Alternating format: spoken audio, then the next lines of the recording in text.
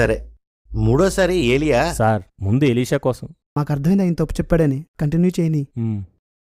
చెప్పండి. మూడోసారి బాప్తిస్మిచ్చి యోహానుగా వచ్చాడు. అగ్నిరథాల మీద వెళ్ళిపోయిన ఏలియా బాప్తిస్మమిచ్చి యోహాను ఒకటి కాదని నేను అంటాను. ఒకటే అని మీరు ప్రూవ్ చేస్తారా? ఏంటయ్యా ఏం చెప్పిన వితండవాదం చేస్తావో? లూకా 1:15 గాబ్రియేలు, మత్తయి 11:14 యేసుక్రీస్తు, యోహానే ఏలియా అని చెప్పలేదా?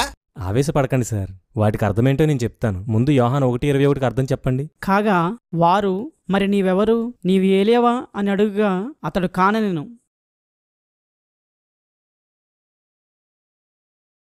చెప్పండి సార్, బ్రహ్మాం అబద్ధం చెప్పాడా, బాప్తిస్మిచ్చి యోహాను అబద్ధం చెప్పాడా?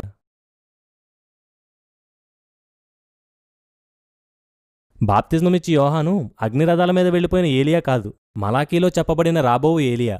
వాళ్ల పేర్లు ఒకటే కాని మనుషులు వేరు. ఏలియా యొక్క ఆత్మయు శక్తియు అని గాబ్రియేలు దూత చెప్పింది, రాబోవు ఏలియా ఇతనే అని యేసు చెప్పింది మలాకీలో చెప్పబడిన ఏలియా కోసమే. సరే, నువ్వన్నట్టే. కానీ బాప్తిస్మిచ్చు యోహాను నిర్వర్తించవలసింది సగమే నిర్వర్తించాడు. మిగతా సగం నిర్వర్తించడానికి ఎవరో ఒకరు రావాలి కదా. సగమే నెరవేర్చాడా? మలాకి 4వ అధ్యాయంలో ఏలియా వచ్చి తండ్రుల హృదయాలు పిల్లల తట్టుకు, పిల్లల హృదయాలు తండ్రుల తట్టుకు తిప్పుతాడని రాయబడి ఉంది. కానీ లూకా 1:17 యోహాను తండ్రుల హృదయాలు పిల్లల తట్టు తిప్పుతాడని మాత్రమే రాయబడి ఉంది. సార్, పాత నిబంధనలో వచనాలు కొత్త నిబంధనలో చెప్పినప్పుడు కొన్ని పదాలు మారతాయి, కానీ వాటి అర్థం మాత్రం అలాగే ఉంటుంది. ఆ విషయం మీకు తెలుసు అనుకుంటాను. తెలుసు, అక్కడ అలాంటి పదాలు లేవని కూడా నాకు తెలుసు. ఒకసారి లూకా 1:16-17 చదువు. ఇశ్రాయేలు అనేకులను ప్రభువైన వారి దేవుని వైపునకు త్రిప్పును, మరియు అతడు తండ్రుల హృదయమును పిల్లల తట్టునకును, అవిధేయులను నీతిమంతుల జ్ఞానమును అనుసరించుటకును త్రిప్పి.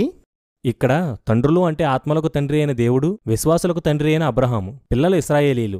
దేవుని గూర్చి అబ్రహాం గూర్చి బోధిస్తూ ఇశ్రాయేలీల్ని దైవభయం కలిగిన వారుగాను, అబ్రహాం వలె క్రియలు విశ్వాసం కలిగిన వారుగాను చేయడమే యోహాను పని. ఇశ్రాయేలీలు అనేకుల్ని దేవుని వైపుకు తిప్పును అని, అవిధేయులు నీతిమంతుల వైపు తిప్పును అని రాయబడింది. అంటే పిల్లల హృదయాలు తండ్రి వైపు తిప్పడం కాదా?